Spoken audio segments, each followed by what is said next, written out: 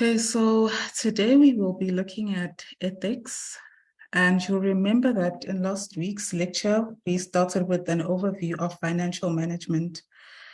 And towards the end of that section, I did state that financial management, while the goal of financial management is pursuing the objective of maximizing shareholder wealth and maximizing the current share price, the financial managers should act in an ethical manner and make decisions, investment and financial decisions that not only will benefit the shareholders of the company, but also have a positive impact on society. So their decisions on how to finance the purchases of assets and how to obtain that finance should have a positive impact on society as well, not just for shareholders only.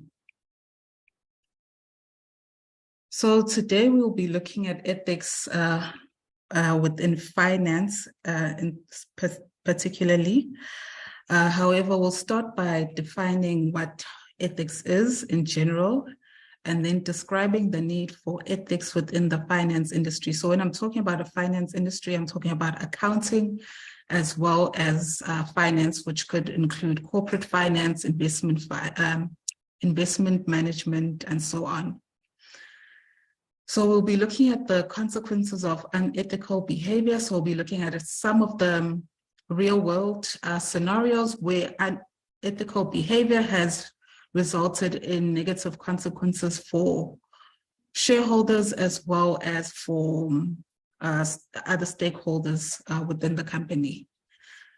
And then we'll describe a framework for making ethical decisions and also go through some of the key ethical challenges that are faced by financial professionals within the finance industry, and then understand the ethical responsibilities of financial institutions and professionals to their clients, investors, and other stakeholders. So ethics and apologies for that. I seem to have a low connection, which is why I tend to not switch on my camera. So hopefully I won't get any more issues as we continue with the lecture.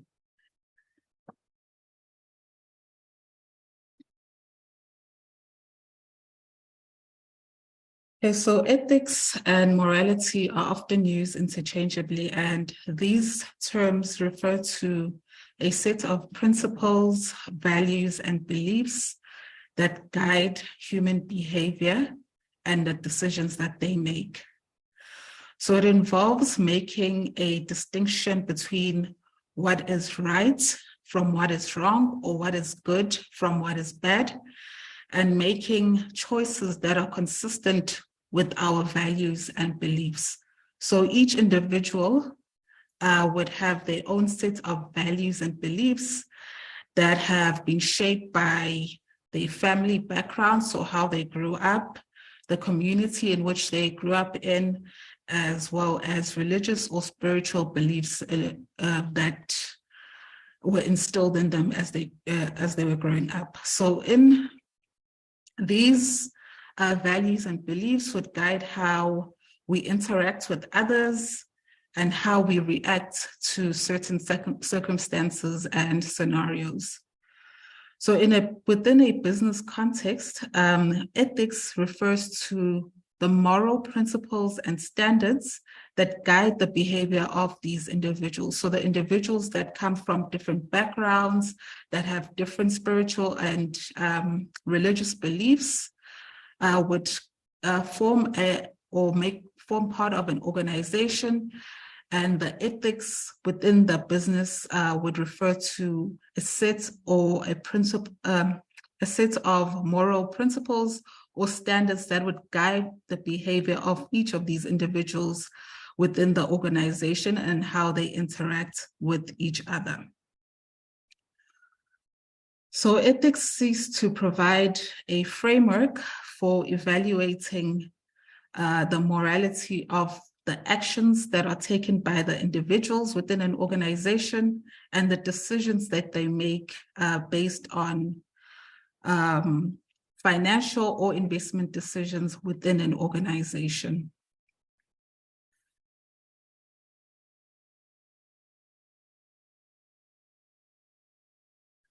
So ethics is essentially concerned with moral reasoning and decision making, and it provides a framework for evaluating the actions and decisions made by individuals within an organization. So in finance, ethics is a growing area of interest due to several reasons, which include that in the recent years, there have been a number of high-profile financial scandals that have brought to light the unethical practices within the finance industry. So one of the most prominent events that you may remember, but I think you guys were too small, was the global financial crisis, which still till this day is still studied and researched by financial researchers and analysts. So this crisis, which resulted from unethical behaviors from bankers and investment professionals, led to a huge global financial crisis that affected so many other financial markets within the global context.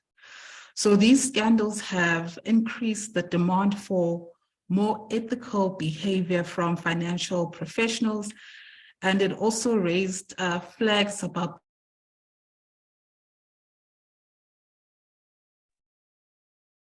Okay, so I seem to have a very unstable internet connection, so please do forgive me. Another alternative would be for me to record this lecture outside of this session and then maybe post it later on, because I'll just keep going in and out of the Zoom session. So please be patient with me. Okay, where was I? Okay, so the prevalence of unethical practices within the financial industry has also brought upon the introduction of regulatory bodies that ensure that the finance professions or the financial professionals act in a manner that is ethical. So there are various ethical bodies in SICA, CFA, that govern the ethical framework or provide ethical principles under which finance professionals should conduct themselves within the finance industry. So another reason why there's been such a huge interest in ethics, particularly within the finance industry, is because owing to technology advancements, there is a faster speed in transactions between countries and nations. And because of this, there could be a number of ethical issues that would arise from these countries that have different cultural differences. They have different environmental factors, which could affect decisions that are made, as well as social or economic status. So these differences within countries that are trading and making transactions between each other is also a reason why there is a need for an ethics framework within finance. Yes, Pamandla. Sorry, ma'am, can you check the chats?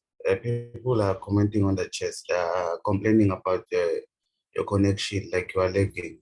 Yes, I don't know what is wrong with my connection.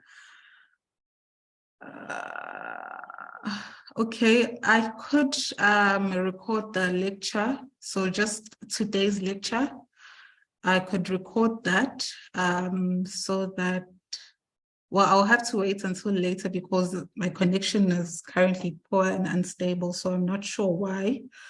But I could record it and I'd post it later for the class if everybody is in agreement with that option. No problem.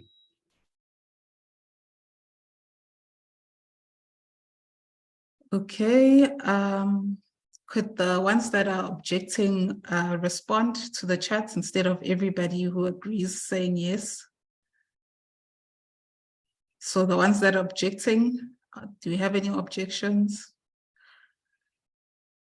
Okay, all right. So I will record this lecture and then post it for the class later on. So in the meantime, please go through your slides and also go through the tutorial for this week. And send any questions that you have to your tutors using the tutorial forum. Shirley did post instructions on how to access those forums as well as your tutorial group tutor. Okay, so I will end this recording now, and then I'll re-record the lecture and see if I do have a stable internet connection. Slungile, please go ahead. Quick question, is this week's material, is it on chapter 13? This week's material is on chapter 1. So corporate governance and agency theory as well as ethics is still under chapter 1 of your Korea textbook. Yes. Okay, thank you. Okay. Are there any other questions? Ma'am, last Yes. week's work was what chapter? Last week's work was chapter 1 of Korea's textbook. So the overview of financial management. Towards the end of that chapter, you have a section on ethics, and you also have a section on corporate governance, and it focuses on the mp4 principles. So we will go through this later on during the week. However, you do need to use your slides to supplement the information provided in your textbook because these are covered in short sections in your textbook. Okay, somebody's saying that my connection is better now. Should I continue?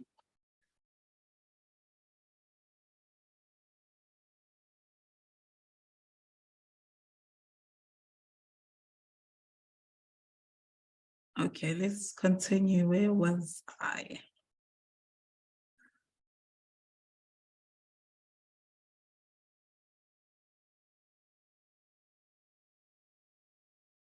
Okay, so ethics in finance. So ethics in finance refers to the principles and values that guide the behavior and decision-making of businesses within the finance discipline. So this involves ensuring that the business organization acts responsibly, transparently, and in the best interests of all the stakeholders. So when we refer to stakeholders, we are referring to the employees of the business, the customers, the shareholders who are the owners of the business, and society at large. So the outside community in which the business operates in. So ethics in finance consists of moral norms, which are honesty, fairness, respect. And these moral norms are prescribed guidelines, maybe prescribed guidelines or codes of ethical conduct that govern the behavior or conduct of finance professionals. So these guidelines or moral norms specify the conduct and behavior about what is right or wrong. So they specify what is right and wrong within the finance discipline, or what should be done or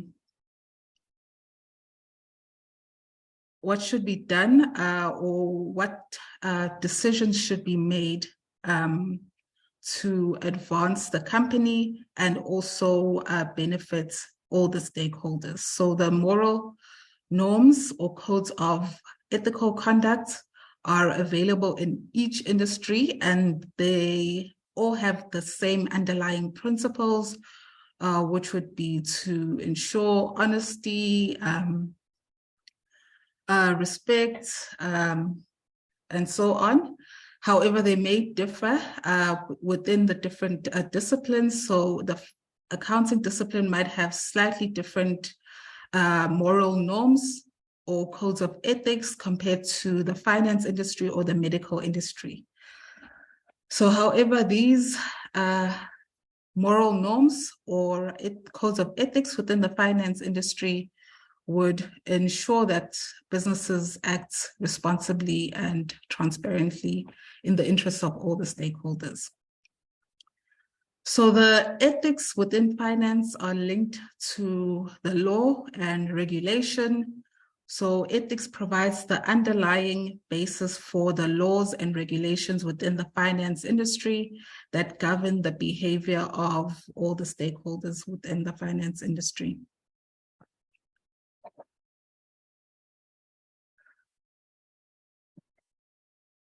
Okay, so ethics in finance involves operating in a way that is fair, transparent, responsible, and accountable, while considering the broader impact of investment decisions on all the stakeholders. So it considers the fairness, transparency, responsibility, and accountability in line with ensuring that the decision that the company makes have a positive impact on all the stakeholders. So the key ethical considerations or principles in finance include fairness and honesty. So businesses and business organizations should strive to act fairly and honestly in all their financial transactions. So this includes businesses disclosing information to both the stakeholders and investors regarding the position of the company. An organization's financial information should also be transparent, accurate, and accessible to all the stakeholders. So this includes providing financial information to investors, regulators, as well as the general public. So the transparency and disclosure can help to prevent unethical behavior by making the information about the financial transactions of the business being more available to the public and other stakeholders.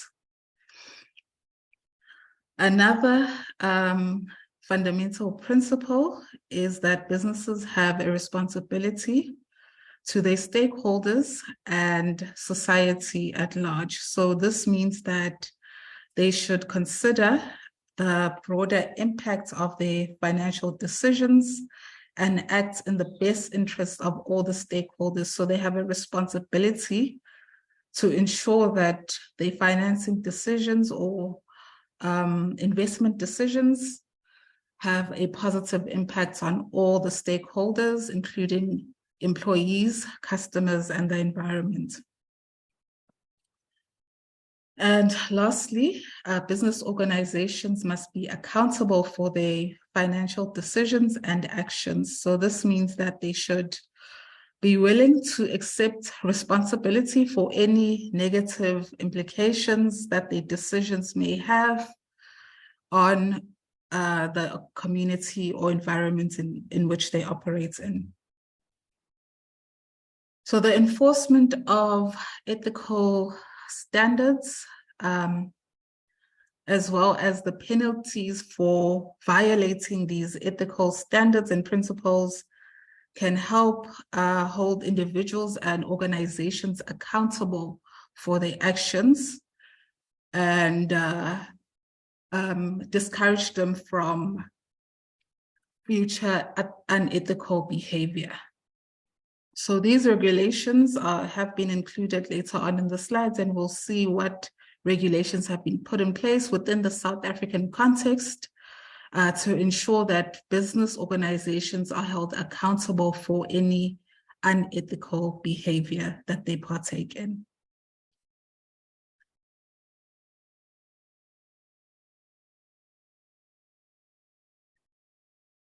Okay, so the finance industry faces a number of challenges, which includes conflicts of interest, disclosure of information, insider trading, fraudulent practices, as well as corporate social responsibility. So conflict of interest is an important ethical issue in finance because it has serious implications for investors, clients, and the broader financial system. So conflicts of interest would arise when a finance professional or institution has interests that could influence their ability to act in the best interest of their client or investor. So the conflict would occur because the other party is only considering what they would gain from the transaction, or they are acting in the interest of another party that would benefit from the transaction, or because they are loyal to the business organization and therefore would make decisions that would benefit the organization. So there are several situations in which in finance where the conflicts of interest can arise. So for example, when you consider the role of a financial advisor, which is to advise a client on the best investment or finance options. So a financial investor may have a financial interest in the investment they are recommending, or would have a relationship with the investment firm for which they are recommending that the client invests in. So this can create a bit of conflict of interest because the financial advisor would not be acting in the best interests of their client. They would be acting in the best interest of their own personal financial gain or the gain of another party. Another example is where traders may suggest a particular share to a client because of the commission that is attached to selling that share. So in that case, the trader would not be acting in the best interest of the investor who's interested in buying shares within the financial markets. So there would arise a conflict of interest between the trader as well as the prospective investor. So please feel free to stop me at any point where you need me to repeat anything. Okay, another ethical issue is the disclosure of information. Companies, particularly public companies, as we saw in the first part of topic 1, public companies have an obligation or responsibility to disclose their information to the public. So the disclosure of information can tend to be very tricky when you're operating within a competitive advantage where the availability of your financial information could add an advantage to your competitors, and they can use it to perform better than you. So the disclosure of information involves balancing the principles of being transparent and being held accountable, with the need to protect sensitive information which the competitor could use to outperform the business organization. So within a financial context, the disclosure of information is particularly important as investors and stakeholders rely on accurate and timely information to make informed decisions about investments and other financial transactions. However, on the other end, we have the disadvantage of this, which is the availability of sensitive information within the market. Okay, so the failure to be transparent and disclose financial information to all the stakeholders can lead to a legal liability and reputational damage. So if a company is holding back information that would affect the investment of shareholders and other investors, then it could result in reputational damage in that investors would not trust the company for future financial transactions. And it could also lead to legal liabilities where the investors could sue the company for withholding sensitive information that would influence their investment decisions. So transparency and accountability or disclosure of financial information is important within the finance industry or the finance sector. And companies are expected to disclose accurate and complete information. So not only does the information need to be freely available within the market, but it also needs to be accurate information and a true reflection of the performance of the company. Another challenge relates to insider trading. So when we look at the EMH in more detail, we will go into insider trading and how it relates to the EMH. So insider trading is a significant ethical issue in finance, and this is because it involves the use of confidential or information that is not freely available to the public. So an investor who has this information is able to gain an advantage over the rest of the investors within a financial market. So insider information can provide an unfair advantage to an investor over other investors that are not privy to that information. So trading on the price-sensitive information that is only known by those that are closely connected to the company can give individuals an unfair advantage over other investors. So insider trading therefore gives individuals or institutions an unfair advantage over investors who do not have access to the same information. So essentially, investor trading is illegal and is a breach of trust because it involves using confidential information that is not widely available for personal gain rather than for benefiting of the company and its stakeholders. So insider information can result in a conflict of interest where the investor with that private information is able to use the information for their personal gain whilst negatively impacting the company and its stakeholders.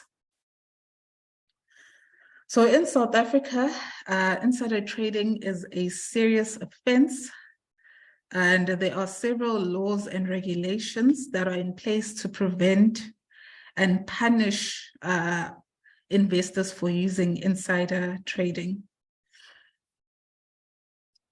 So an example of insider trading would be if an investor found out that the CEO of the company is retiring or leaving the company, and they know that the share price is most likely to fall as a result of the shareholder of the CEO leaving the company. So by using that information, they might sell their shares before the price of that share drops. And so as a result of selling the shares, the share price will eventually drop as a result of their actions. So the actions before the CEO announces the retirement will result in the share price dropping before the announcement. So this will negatively impact all the other shareholders who hold shares within that company, because they now will sell their shares at the lower price. So this is how insider trading has a negative implication on other stakeholders within a business. Okay, misleading or fraudulent practices are another significant ethical issue within finance. And finance professionals may engage in misleading or fraudulent practices in the form of boosting the profits of a company or the performance, which can later on in the long run harm investors and undermine the integrity of financial markets. So these practices involve the use of dishonest methods to boost profits. So you remember in the first part, we looked at manipulating accounting profits, and we discussed why this wouldn't be such a good way of measuring the performance of a company, because managers of a company can easily manipulate those profits to make the company look like it's making a good profit. However, this would not be a true reflection of the performance of the company. So financial statement fraud would be manipulating the figures and values for your accounting profits, for your assets, to make the company look like it's in a favorable or a good position. Another practice, a fraudulent practice, would be market manipulation. So this involves artificially increasing or decreasing the price of a company's shares by maybe releasing false information about the company so that the share price decreases or increases. And this can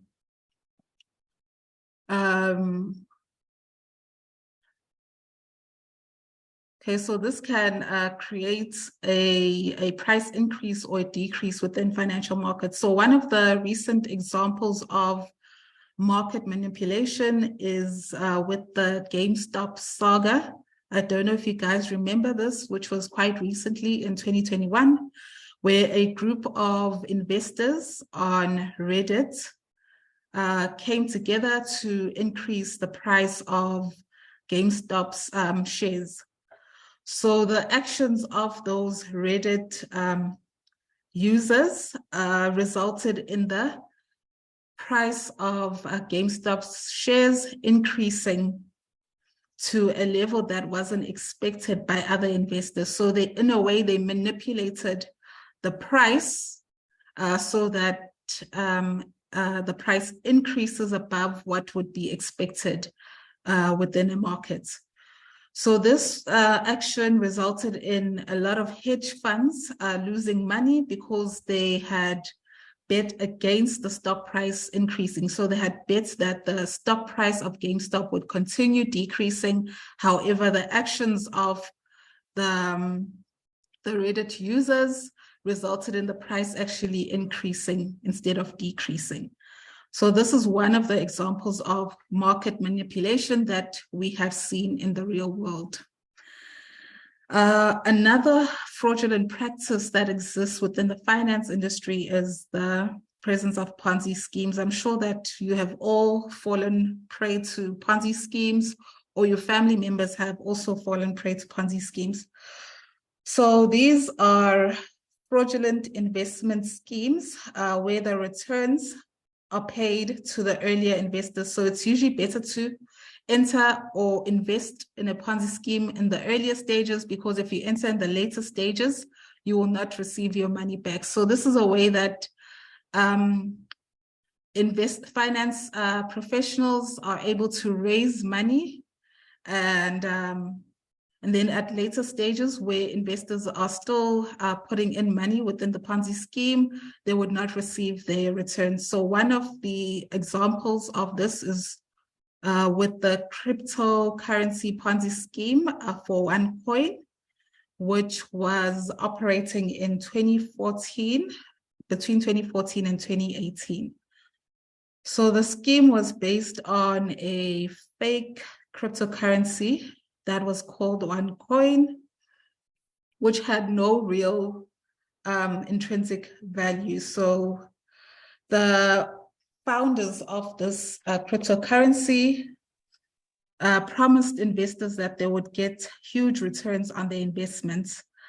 However, they did not pay the returns as they promised. They used the funds to live luxurious lifestyle, so they did not meet the return obligations that the investors were expecting. So this resulted in a lot of people losing significant amounts of money from investing in OneCoin. Another fraudulent practice is bribery and corruption. So this happened within the MTN Nigeria scandal, where in 2018, MTN Nigeria was fined by the Nigerian government for repatriating funds. So what they did is that they were moving funds across countries against the regulations of Nigeria. So as a result of breaking the regulations of the Nigerian government, MTN was ordered to pay a fine. And it was later found that MTN had engaged in a bribery where they bribed an official to reduce the amount of the fine. So this had a negative implication on MTN, the performance of MTN, as well as had a negative implication on the wealth of other stakeholders that are involved in the firm.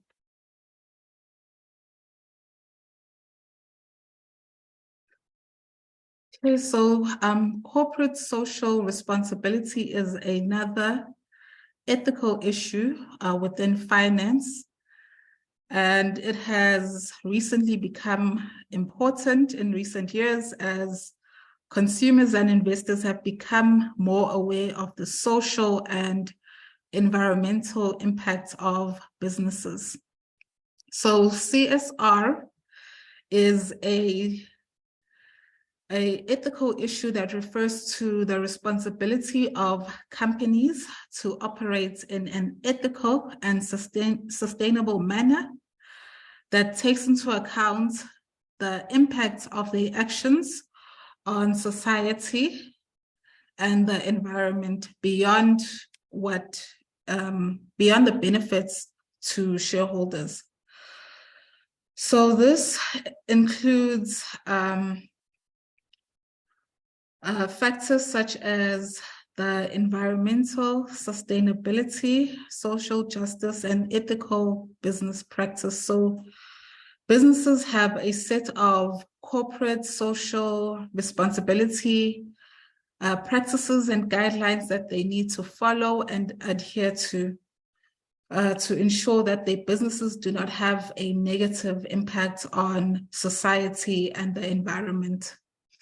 So their failure to meet the CSR standings can result in a negative consequence for the firms, such as reputational damage, loss of customer loyalty, and legal actions. So we've seen most of this with the introduction of green laws, which restricts the emission of CO2 carbon emissions for different businesses. So businesses have those CSR or ethics that they need to adhere to.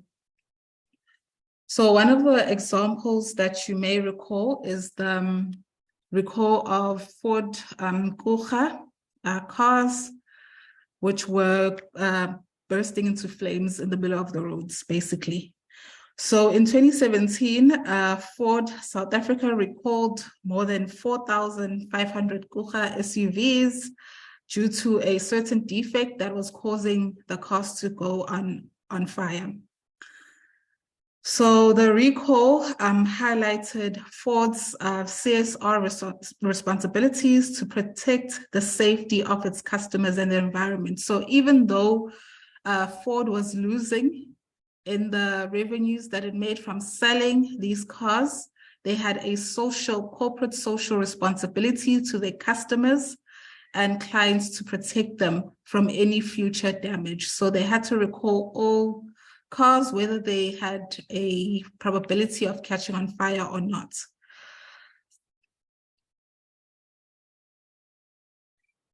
Okay, so ethical issues are important, and addressing the ethical issues requires a commitment of ethical behavior and culture that prioritizes the transparency, accountability, and the fairness. So now we will look at the consequences of unethical behavior within an organization. So unethical behavior in finance can have significant consequences. So it can lead to financial losses for clients, a damage in the reputation of the company. It could lead to legal penalties and even lead to the collapse of the entire economic and financial system.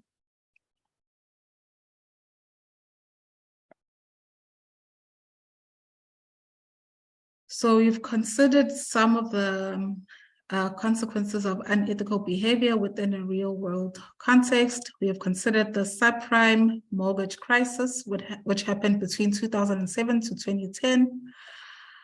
We also have the Steenhoff International Holdings scandal that happened in South Africa that led to the company Steenhoff overstating its revenues and profits over several years. So this led to, when it was later discovered that Steenhoff was manipulating its profits, this led to the company's share price falling significantly.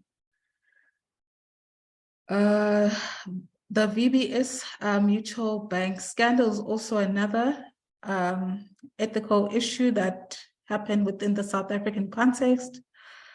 So this was a mutual bank that collapsed in 2018 due to fraudulent activities by the senior executives. So the executives stole around 1 billion from the bank, which led to the bank's failure and collapse. So a lot of low income and middle income households lost significant amounts of money from this failure. Another scandal would be the Gupta family state capture scandal, where a family with close ties to the A former president was implicated in corruption scandals that involved a state capture. So I have added links for you to go and read about these scandals. There are more sources that provide a more detailed explanation of what happened during these times.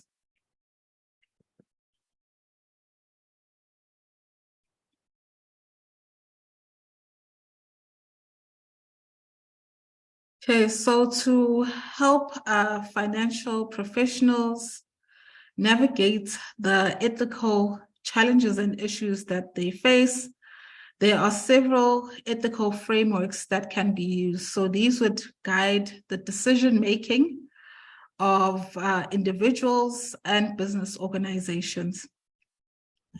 So each of these ethical frameworks has its own strengths and weaknesses and different situations in which they may be applicable. The decisions of which ethical framework to apply for a given scenario or situation will depend on various factors, which include the specific circumstances of a situation, the stakeholders that are involved within the decision-making, as well as the goals of the organization. Okay, so the first ethical framework or ethical theory is the utilitarianism, which is an ethical framework that is commonly applied in finance. It was introduced by an English philosopher and was further extended by Jonathan Moore. So the utilitarianism is an ethical framework that focuses on maximizing the overall well-being or happiness of a society as a whole. So it doesn't look at an individual, maximizing the happiness of an individual, but looks at maximizing the happiness of the society as a whole. So for example, when an organization makes investment decisions, the utility approach would consider the potential impact of those investments on the different stakeholders. So this would include the impact of the decision on the employees of the business organization, the customers, as well as the society at large. And these decisions would be based on which investment option is likely to result in a greater overall benefit for society. So the ultimate goal would then be the happiness of society, not only the individual shareholders within a company. Connect to it. Hello? You give them that. Use your feed number and your long password.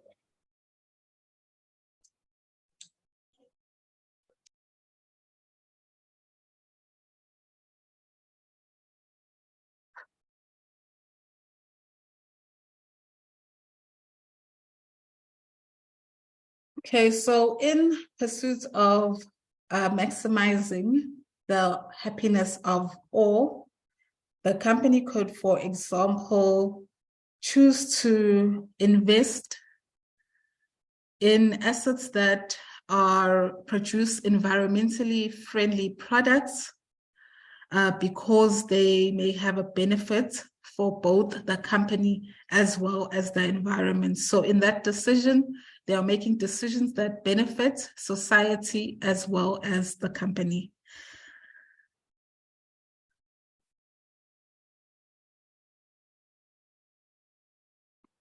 So in finance, this framework can be used to guide the decisions that are made by assessing the potential outcomes of the different actions and choosing the option that maximizes the overall social welfare. So the utility theory has also been criticized by finance practitioners and researchers because they argue that it can sometimes lead to outcomes that are unjust or unfair to a particular group within society. So in some cases, the decisions that are made by the company can impact a minority group within society. So the utility theory says that if the benefits of a certain investment decision has a positive impact on a large group of the population, then it's a decision worth taking. So it ignores the negative impact on the smaller group of individuals.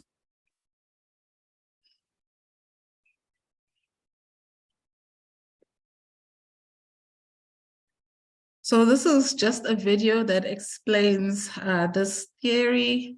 So you can just hover over that slide and a play button will appear. So you just click on the play button and it'll play the video to explain the utility theory. The deontology theory was introduced by Immanuel Kant. And this theory is based on the concept of duty or obligation. So it is an ethical framework that is based on the concept of duty and obligation, and it is often contrasted with the utility or utilitarianism, which is based on the principle of maximizing overall social welfare. So in this ethical framework,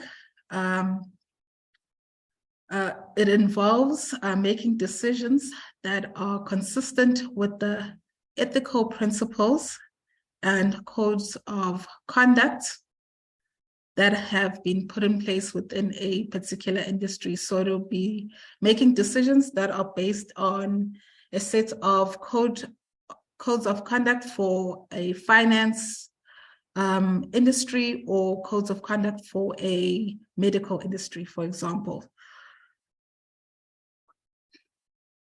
So this framework would involve evaluating whether an action is morally justifiable based on whether it adheres to those ethical principles.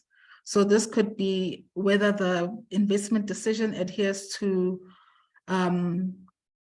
honesty, fairness, respect for human dignity. So if the investment project does not adhere to those ethical principles, then the firm would not take on that investment decision.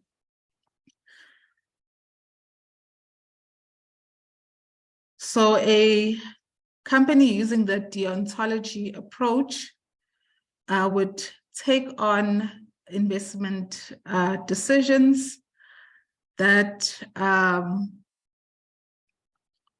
fall within those ethical principles. So if the investment decision violates those ethical principles, then the company would not take on that investment decision, even if the returns that would be expected on the investment would be higher. So the business would be driven by ethical principles instead of higher returns under this ethical framework.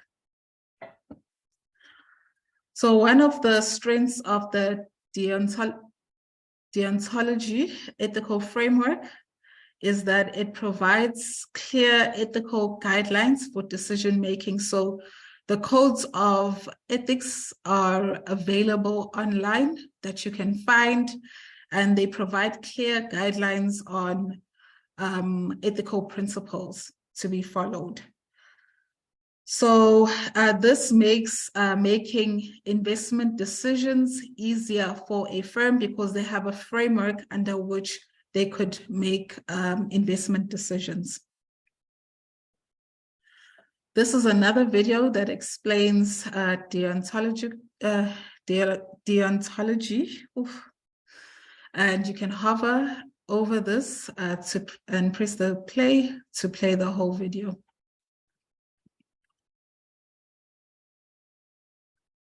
Virtue ethics is the third ethical framework that focuses on developing the personal character traits such as honesty, integrity, and responsibility in order to guide ethical decision making. So in finance, this framework can be applied by ensuring that the individuals and organizations act in a responsible and sustainable manner by developing a culture of ethical behavior. So it focuses on developing a culture of ethical behavior within an organization so that the decisions that are made by individuals forming the organization are ethical and they fall under the ethical principles of honesty, integrity, and responsibility. So in the finance industry, this framework can be applied by ensuring that the individuals and organizations act in a responsible and sustainable manner, and by developing a culture of ethical behavior within the organization.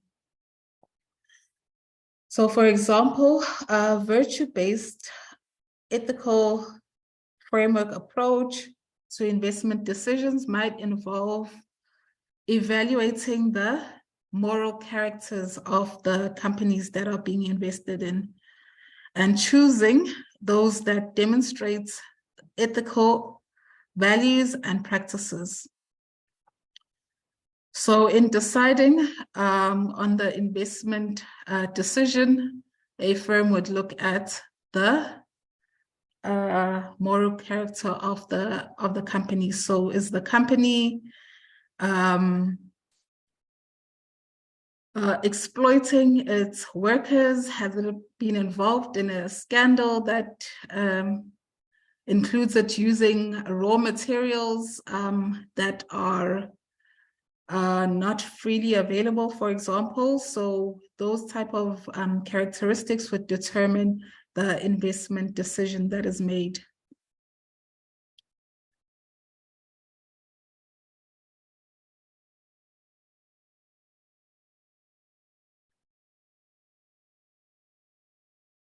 So one of the key strengths of virtue ethics is that it emphasizes the importance of character and personal values in guiding ethical decision-making. So rather than relying on a code of ethics, for example, or rather than relying on maximizing overall social welfare or happiness, it relies on character and personal values.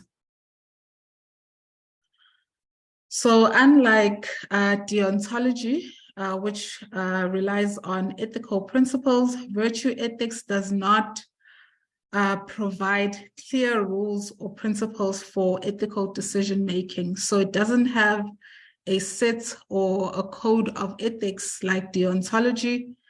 It is based on an individual's personal values, such as honesty, compassion, fairness, which they apply when making investment decisions. So each of the frameworks, which is utilitarianism, deontology, and virtue ethics frameworks, provides a different perspective on how companies make ethical decisions.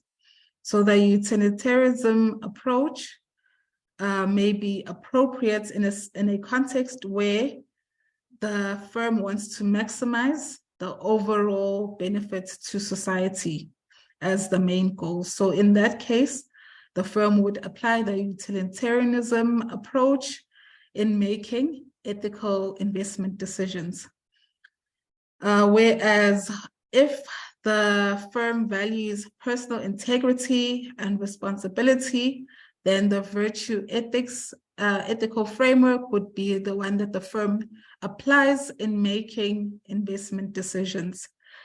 And where the deontological approach applies, this would be a situation where the industry has a set of code of ethics or ethical principles that are of significant importance that are followed directly and that the firm needs to adhere to. So if there is a code of conduct or ethics that the firm needs to follow, then they would use the deontological approach to making their investment decisions.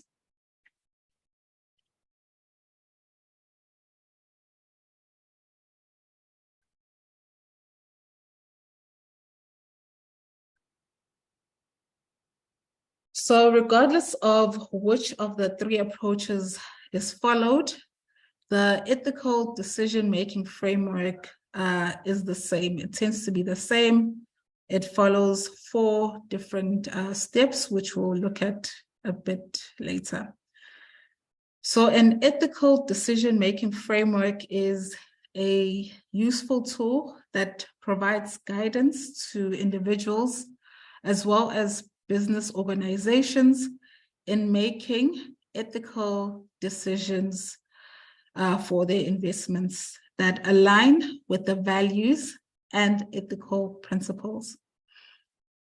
So ethical decisions are those that would inspire trust, fairness, responsibility, and accountability.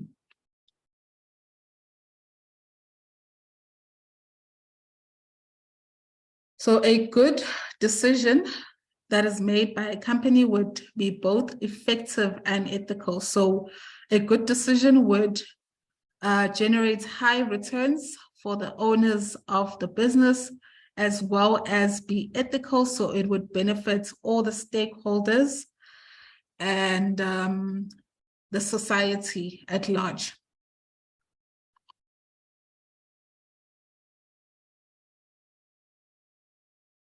So the key to making a good investment decision would be to think about the different choices that lie ahead in order to achieve the objective. So the objective of a company is to maximize shareholder wealth as well as maximize the wealth of other stakeholders.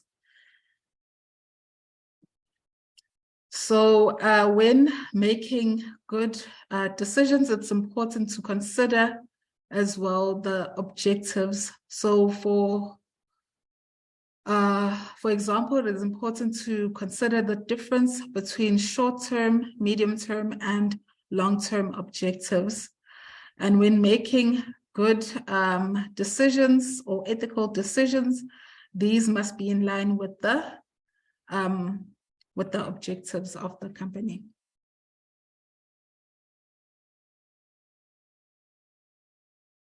Okay, it is also important that when making ethical decisions, these are made with methods that have been tried and tested to ensure that the decisions that are made are effective and will maximize the wealth of the company.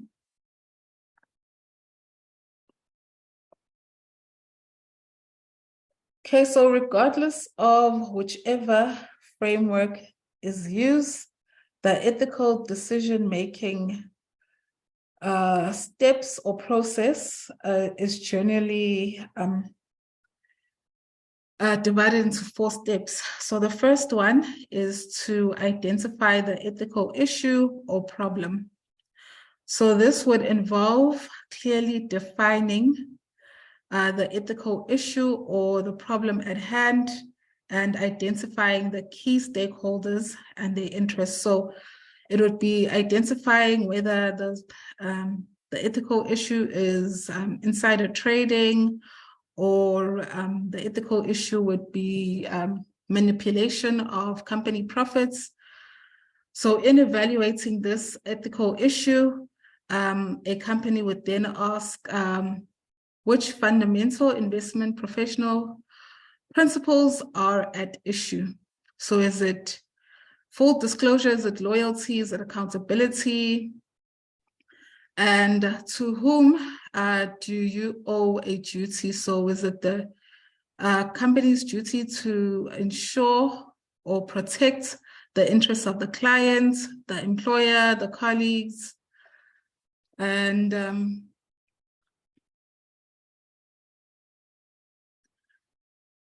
also consider what facts do you know and what additional information do you need to make an informed ethical decision. The second step would be to gather the information that you need to make an ethical decision. So this involves gathering all the relevant information about the ethical issue at hand. So this would include the legal requirements, the code of ethics within that industry, as well as the ethical guidelines. So you evaluate these options or this information and consider the potential consequences of the different investment decisions that are made. So you weigh the costs of the ethical issues against the benefits of each of these ethical issues.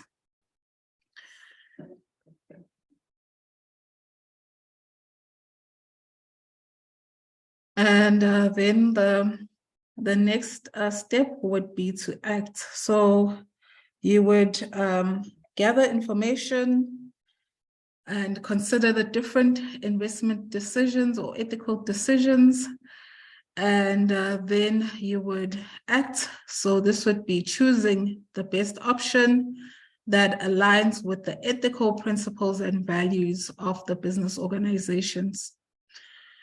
So this would entail taking action to implement the decisions and ensuring that it is communicated effectively to all the stakeholders that are involved.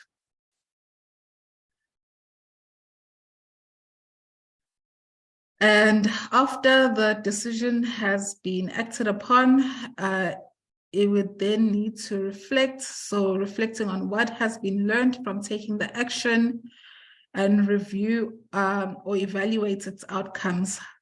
So identifying lessons that have been learned or opportunities where there could be an improvement in the decision-making process. So overall, an ethical decision-making framework can provide a structured approach that a business organization can follow to make complicated ethical decisions, and also help with ensuring that the decisions that are made are consistent with the ethical principles and values of the organization.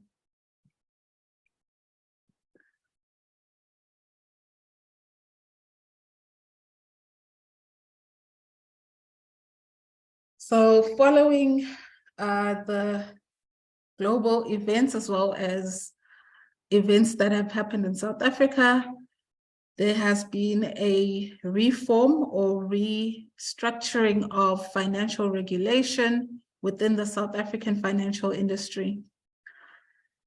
So these changes have been aimed at strengthening the regulation within the finance industry, promoting transparency and accountability, and ensuring that financial institutions are held to a higher ethical standard.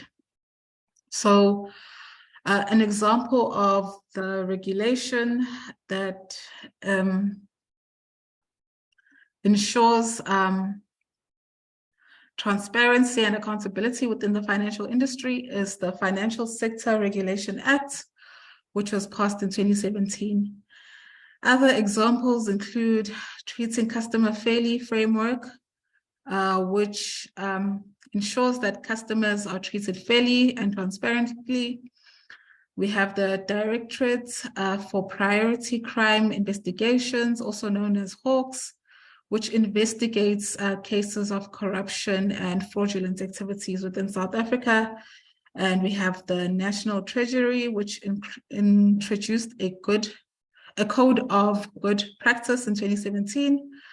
And this provides guidelines for ethical behavior and conduct within the financial sector. So within the code of good practice, then you'd have a branch off, which would be a code of ethics for financial markets, a code of ethics for financial services, and so on.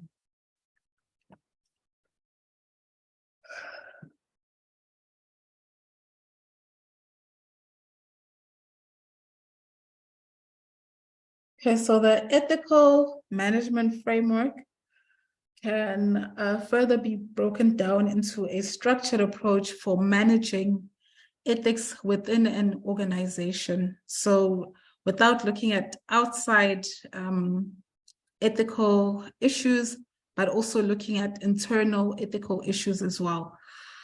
So it is the ethical management framework provides a comprehensive and systematic way of promoting and ensuring ethical behavior within an organization and addressing ethical issues that may arise within the organization. So the image in this slide outlines the framework for ethical management within a business organization. So the main components include leadership, commitment, governance structure, ethics management, as well as independent assessment and external reporting. So the ethical culture is at the center of ethical management frameworks within organizations. So this is an important component within the ethical management framework. Hence, you see it around or centered around the ethical management framework outline. So this shapes, the ethical culture shapes the values, moral norms and behaviors that guide ethical decision-making within an organization. So it ensures that the ethical principles are integrated in all the aspects of the business's operation. So it's important that the company establishes an ethical culture, which would then be integrated within all the business operations. So from your finance department to your marketing department, to your accounting, manufacturing, and so on. So the ethical culture is the most important to ensuring that the ethical management framework is upheld. So the leadership commitment, which is the first component of the ethical management framework, highlights the importance of ethics at the governance level. So at the top management level, ethics is important, not only at top management level, but also in middle management and line management level. So ethical leadership involves setting the tone for ethical behavior within an organization. So the leaders need to model ethical behavior in order for ethical principles to be upheld within an organization. So if the leaders are not a good example of moral or ethical behavior, then all the other structures below the top leadership would fall. So leaders should establish clear ethical expectations and standards within their various departments, and also have this responsibility of providing training and resources to support ethical decision-making within their various departments. So we'll be looking at King 4 code later on. However, it's important to highlight that Principle 1 of the King Code highlights the importance of leadership commitment to upholding ethical principles. So the governing body should lead ethically and effectively. So this is where ethical management starts from the leadership of the organization.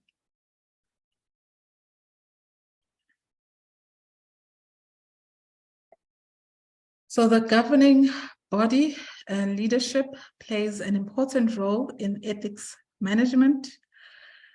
A governance structure is therefore critical to an ethical framework because it establishes the mechanisms for ensuring that ethical considerations are integrated into all the aspects of an organization. So the governing body would set out the ethical expectations and standards, and they have the role of ensuring that they provide training and resources to support ethical decision-making. So the ethics management would start with the governing body within an organization.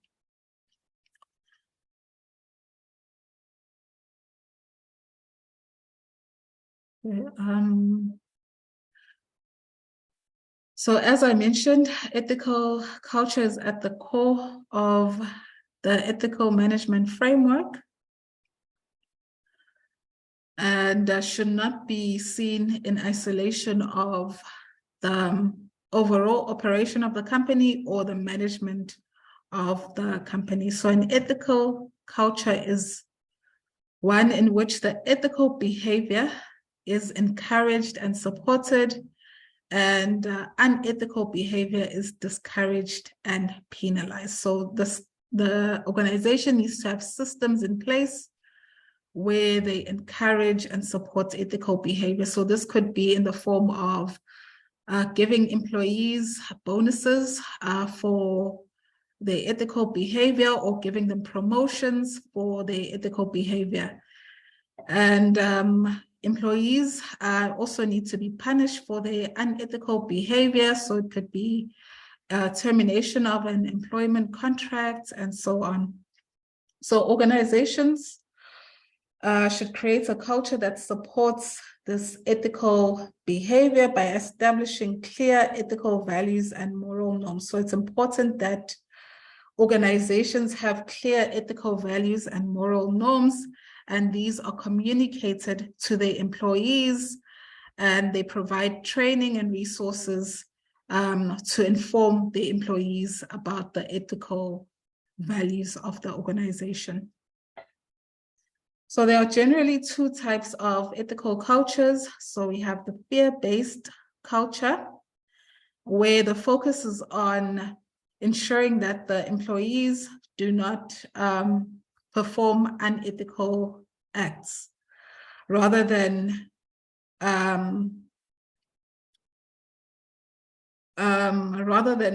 promoting ethical behavior for their own sake. So the organization would have a set of ethical principles or rules in which the employees should not break. So the employees would have a fear-based ethical culture where the rules and regulations are clearly outlined on what they can and cannot do. Whereas with the conviction ethical culture, it goes beyond complying to a set of rules that are set out by the organization. So this type of ethical culture involves the leadership modeling ethical behavior, so acting in an ethical manner that is then seen by the employees as a way of behaving and being within the company. It also involves establishing ethical standards and expectations and providing regular training and education on ethical issues. So the employees are more informed about ethical issues rather than having a prescriptive list of ethical things that they can or cannot do within an organization. So the second type, which is conviction-based ethical culture, is usually the one that is considered to be more effective because it teaches employees on ethical issues, and therefore they are able to make their own subjective decisions on what they perceive to be ethical and unethical. Unlike a fear-based ethical culture where the employees are just given a set of things that they cannot do.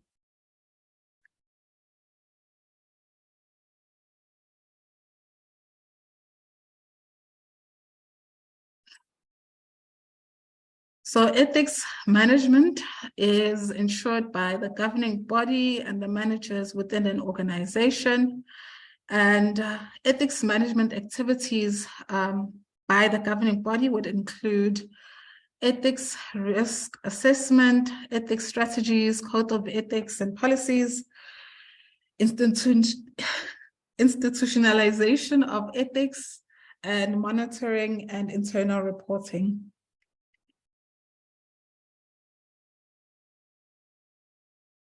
So ethics risk assessment involves identifying and assessing the potential risks and vulnerabilities within an organization. So this can be done through various methods such as conducting risk assessments, analyzing reports where ethical behavior has been outlined, and engaging in stakeholder consultation, so consulting with stakeholders regarding the ethical issues faced by the organization.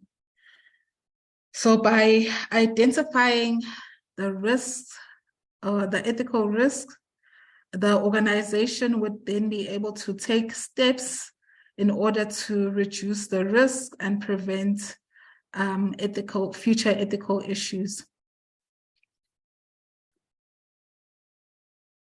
The ethics strategy entails determining the desired state of ethics and the manner of reaching the desired state within a specific framework. So it involves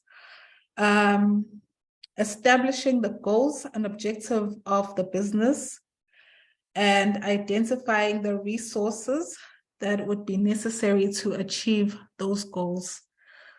And then developing a plan for how to implement those goals.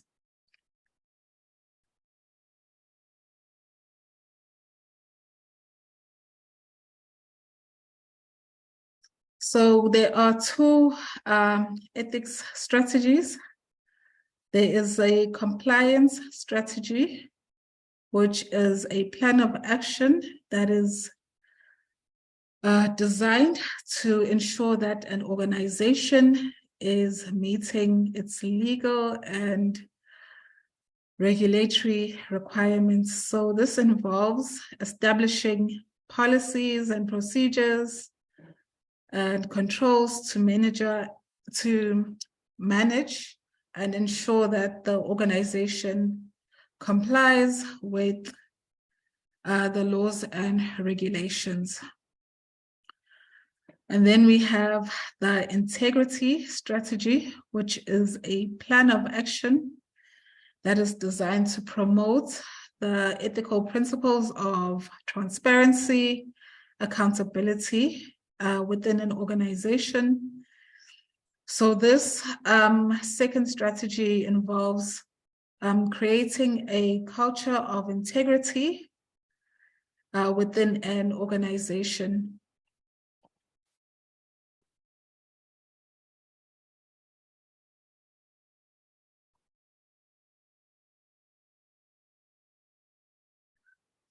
So the set of ethics policies and procedures provide guidance for employees on how they need to conduct themselves ethically within an organization and what to do when they are faced with an ethical issue. So the code of ethics and policies are formulated into directional codes or aspirational codes. So the directive codes are generally specific codes of ethics that the employees need to adhere to. And the aspirational codes are less direct codes of ethics that guide the decisions that are made by the employees.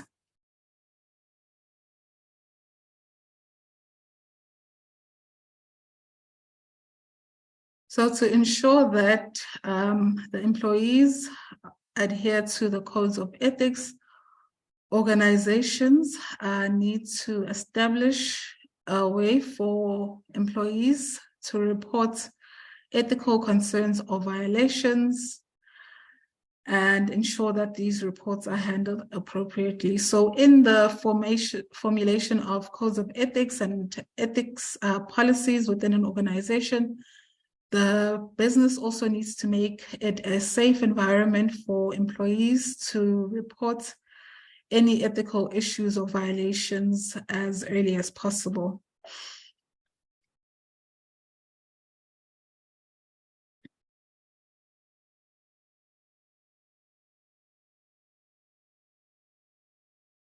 Ethics also should play a role in the recruitment and selection procedures within an organization. So by incorporating ethics into the recruitment and selection process, an organization is able to ensure that they are hiring individuals who are aligned with the ethical values and principles of the organization, and that the individuals that are hired will contribute to the positive ethical culture that the organization is fostering. The institutionalization of ethics also entails training and education as critical components of effective ethics management frameworks. So the employees should receive regular training on the organization's ethics policies and procedures, as well as on ethical decision-making and behavior. So by providing training and education, the institution is able to ensure the management of ethics within all operations of the business.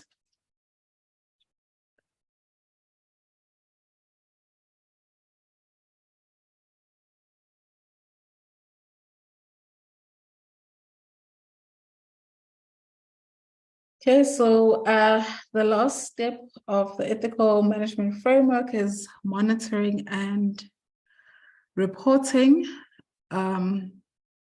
So regularly assessing the effectiveness of ethics management within an organization.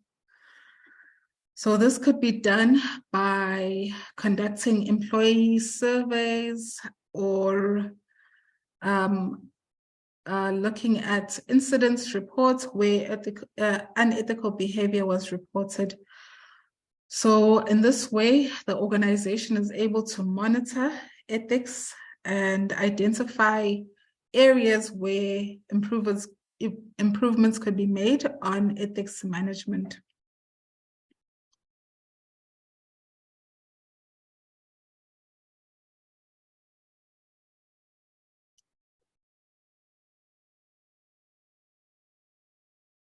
So in addition to internally monitoring ethics management within an organization, Organizations must also conduct an independent assessment of ethics management. So this would be an assessment of ethics management that is not conducted internally by the business. So it would be conducted by an external party who is then hired to ensure that the ethical principles in all parts of the organization are being adhered to. So overall, the ethics management framework provides a structured approach for managing ethics in an organization. So by following this framework, organizations can create a culture that promotes ethical behavior between the employees, and a culture that identifies and is able to reduce ethical risk and ensure that the ethical issues that are identified are appropriately handled as and when they arise within an organization.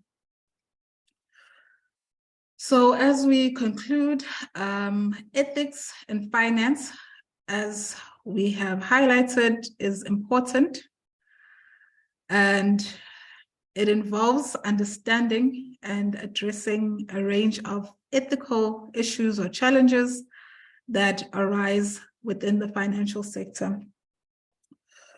So some of the key issues within ethics in finance include the importance of transparency and accountability. So ethics in finance highlights the importance of transparency and accountability, which is important for building a stable financial system, not only within particular industries, but in the country as a whole. So there's a need also to balance individual and societal interests, and we looked at the three ethical frameworks that guide ethical decision-making. So the finance professionals must balance their own interests with those of their clients and society as a whole. So this requires a commitment to fairness, integrity, and ethical behavior. Okay, and we also looked at the role of regulations and laws and their relation to ethics. So the regulations and laws play a huge role in promoting ethical behavior within finance, and we looked at some of the regulations within the South African context. Lastly,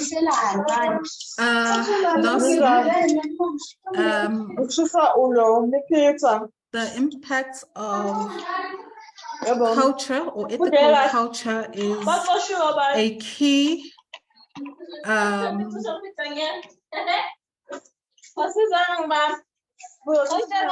the promotion of ethical culture is a key component within the ethical management framework, and it is important for ethical decision-making within an organization. So that brings us to the end of ethical management within finance. And tomorrow we'll be looking at corporate strategy as well as the agency plan. Okay, thank you all. And I'll see you tomorrow. Bye.